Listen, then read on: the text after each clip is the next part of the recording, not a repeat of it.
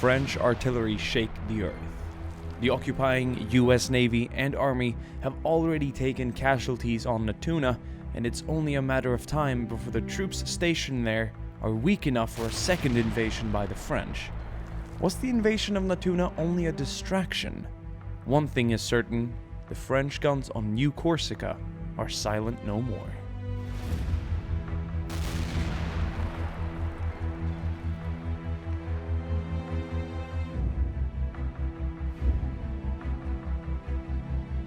What began as a liberation has become an occupation. US Colonial Infantry roam the island as occupants, not liberators, and European officials are worried about the increasing US presence in the area. Dog and Easy Company of the United States Marine Corps Colonial Battalion are about to attack the French fortress island under the cover of darkness and naval gunfire support. The key is to get as close to the island as possible before being detected. A newly researched and developed amphibious tank will accompany the Marines during their assault, and a company of Colonial Infantry will leave Natuna when the first wave of Marines hit the beach. Their fleet cannot roam the coast and rely on the Marines to create a beachhead before their arrival. What is up, guys? DiplexHeated here again. Welcome back to part 4 of our Battle of Natuna series. I've been so excited and eager to get this battle started. Sorry for teasing you guys in the last couple of videos. I think some of you expected some action in the previous preview video, but I wanted to give you guys a good idea of the battle to come and all the French positions and defenses so that we can focus on the action itself in this video. And the battle is on. The Navy, the US Navy, will be supporting the Marines and Infantry attacking the island today. So you're going to see impacts and explosions all over the island. Of course, I wouldn't let Marines set foot on this beach without support. And talking about support, a brand new invention is making its maiden appearance in today's battle. It is, of course, the LVT-4 Water Buffalo. Now, historically, it was used in the Pacific at a much later time, but this war has obviously sped up the US military production and industry. So we're going to see some equipment and vehicles be used at an earlier time than they were historically, which I think is really cool. A lot of you guys have pointed that out, that we should be able to use some later tech at an earlier time due to the outbreak of this war. So the first wave has landed. It looks like a few transport crafts have been destroyed in the water, leaving many of its passengers dead. But it seems like a few, or at least 5 or 6 of the 7 platoons here, part of Dog Company Colonial Battalion, have actually made it to the shallows. Not many has set foot on the actual beach yet, but it's not too bad of a start. French artillery, tanks, howitzers, mortars, and of course machine guns and infantry are just doing anything and everything they can here to suppress the Marines on the beach. They want to stop them from getting a foothold for future waves. Immediately, some of the Marines from Dog Company are attacking the coastal battery here on the right side. This coastal battery is shelling the US Navy and, of course, the island of Natuna itself. They need to disable it as fast and quickly as possible. We've got a lot of French infantry and machine gunners here doing what they can to hold off the US Marines climbing up this wall of rocks. So this combat here is going to be really, really interesting and dynamic. Awesome. Awesome indeed. So the first wave is Dog Company. The second wave currently making their way to the beach is Easy Company, the 5th and final company part of the Colonial Battalion. There will be a third company of Marines. You guessed it. It's Abel, Baker, and Charlie. All the remains of the 3 companies that took severe amounts of casualties during the actual conquest of the island of Natuna. Okay, we got some troops actually getting onto the beach itself now, but there's a lot of landmines around here, so they have to be careful. Oh! Oh, that is nasty. French artillery hitting the beach. U.S. naval bombardments, I suppose, hitting the... I guess you could say naval artillery, right? Naval guns hitting the fortifications. And the fortifications themselves are returning fire at the Marines We can see this return fire back and forth all over the place. And it's kind of awesome, to be honest. Okay, we're going to take a look at the left side of the island later on. It looks like one of the French Renault R35 tanks has been destroyed. It's been there all the time, so many of you might have seen it fire at the water buffaloes. I think it is responsible for a few of the casualties here by the water line. So you didn't expect there to be French tanks on the island. Neither did I, but the French has surprised us both. Oh! Huge explosion. Looks like an ammo dump was hit, and that is going to knock out at least... Well, it looks like both artillery guns are knocked out.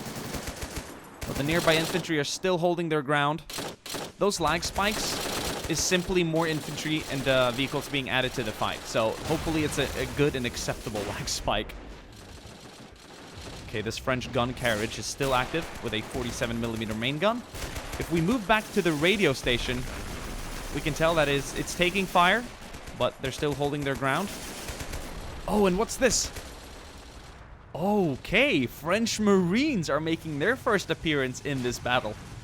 So they're arriving as a sort of an emergency effort to sort of hold back the U.S. invasion, to try and push the Marines back to the beach. Because they're starting to get a hold on this island right now. So this is a welcoming sight for the French defenders. So one company from a nearby transport ship has been sent here.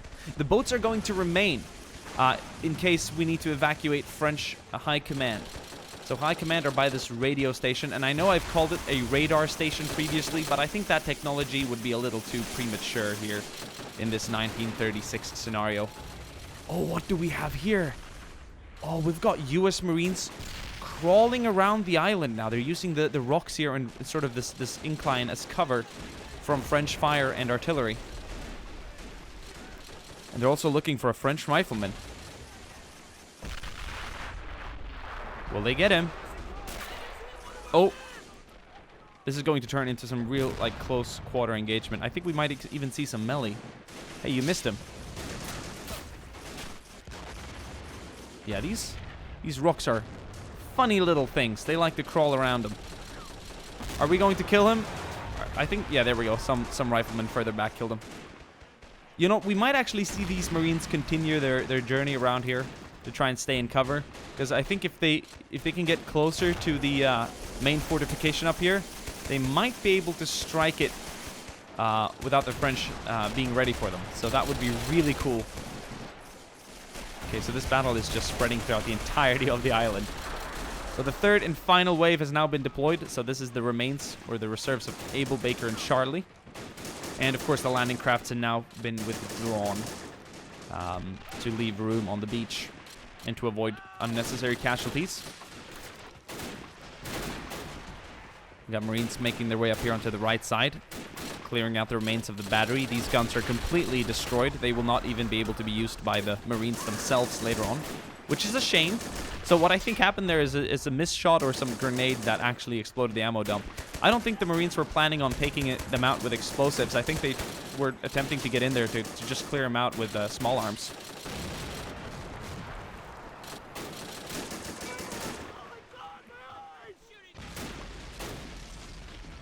Got a lot of Marines flanking around here on the right side, so that's interesting. But the main assault is now about to occur here in the center. We've got a lot of Marines moving up now. An insane amount of Marines. Navy artillery hitting the positions back here, and French counter howitzer fire landing on the heads of the U.S. Marines, making their way up to the high ground. We have a lot of French machine guns and all kinds of small arms fire being let loose here at the Marines moving up. This is absolutely insane. And I love this environment. I love this darkness just highlighting all the explosions and muzzle flashes. It looks so cool. Okay, that howitzer is going to turn to the right to target some of the Marines moving up on this side. It looks like their attack has been severely halted. We have troops out in the open, laying down in cover to avoid being detected. Do we have any French Marines posing a threat? Well, we have a few troops. It looks like we have a small team crawling around here, just to prevent the Americans from flanking. So these Marines are really dedicated. Really dedicated. U.S. Navy now focusing more entirely up on the defenses up here. As you can tell, artillery rounds are landing closer to the what's left of the French defenses on this island. And then, of course, we're going to have some French mortars and counter-artillery also land here by the beach to try and hit Marines and other infantrymen setting foot on the island. We got a lot of French Marines out in the open on the left side, trying to hold back the huge amount of Marines that have now cleared out the coastal battery and the head of this island. Oh my, what is going on over here? It looks like an ant migration of some sort. They're crawling around. And soon they are about to all appear to hopefully overwhelm the French Marines on this side. Yeah, I think the French are going to be forced to retreat here. They're not going to be able to hold these Marines back. They've avoided the center, and I think that's a really clever thing to do. They realized that it was almost impossible to attack down the center, so a small amount of Marines are left here to suppress and support. But it's so open, and they are so well covered by French firepower that they've chosen, the AI has actually chosen to crawl around, to flank around by this smaller beach. And I think that is a genius move. I think that is so clever. Oh, huge explosions here, though. The French aren't going to give them an easy time. Still have some explosions down there. That is just beautiful. Look at all the mayhem. Ooh, this is a sight for sore eyes. This is so beautiful.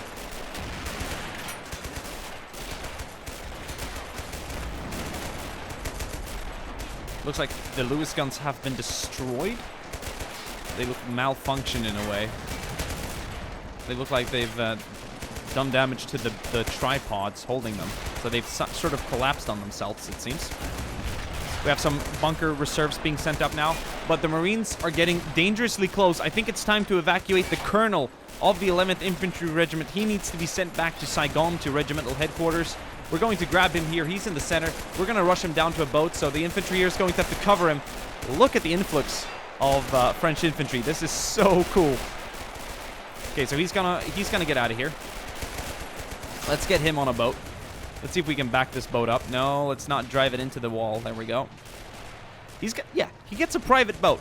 No joke, no joke. If you're the colonel of a French infantry regiment in 1936, and there are 3 boats, and you need to get out now because you're that important, then you're going to get your own boat. That's going to make it... he's going to be less of a target since he's just on one guy on one boat. So he's being sent away. Good luck, Colonial. Your battalion major and lieutenant colonel are left behind to defend. We're going to give them slightly cooler positions where they can stand up and fight, as they should. Oh, man. This is so cool, though.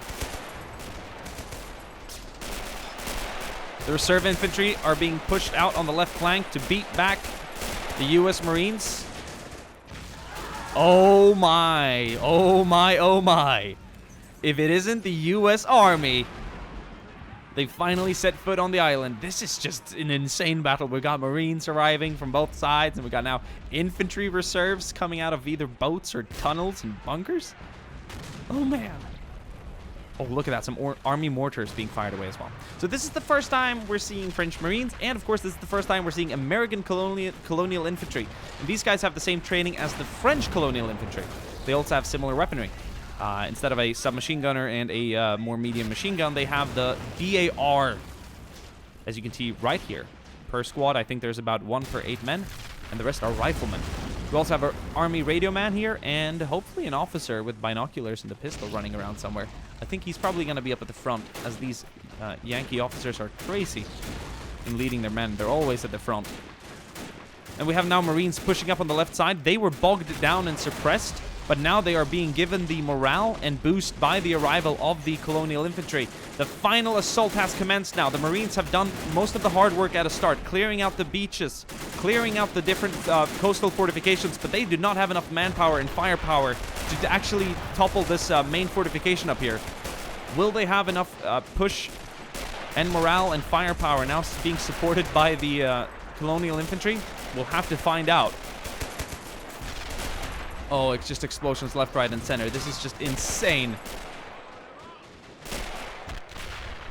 So it looks like the French Marines on the left side have been pushed back. just explosions everywhere. What happened to the U.S. Marines, though? Well, they've mostly been killed out here in the water, so this huge amount... Well, they're still alive, don't worry. There's more coming in, but the huge amount of U.S. Marines that came around the head here to the small beach have just been shot dead in the open. So it was a good flanking attempt, but this high ground is so sublime. Artillerie, feu!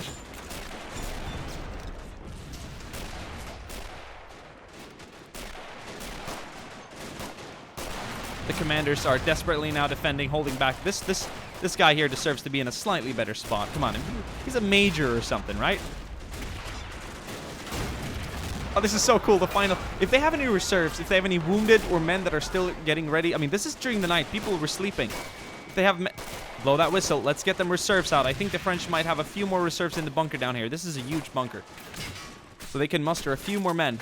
Are we going to evacuate another officer? We do have 2 boats. Oh, yeah. I think this guy, being allowed or not, he's going to retreat. Private, get on the boat. Yeah, these guys are going to retreat. They're already down here waiting for their... Sir! We are leaving. Okay, so that's about a squad. Why have them die when they can fight another day in Saigon or something? Or whatever the Americans choose to do next. 1 boat is left, but they're not waiting for long. These guys are getting out of here. And it seems like the last couple of troops down in the bunker are now being rushed out. And they're just being gunned down in the open. Open fire! This is just a slaughter. Naval artillery still landing. Yeah, there's no one to really evacuate anymore. Do we have a few French soldiers by the rocks? Yeah, let's get them out of here. Apparently, there were a few more survivors than I previously thought. This is just so cool. The US troops are going to be firing all the way down here. Look at this boat taking fire. All right, let's get him out. Let's get him out.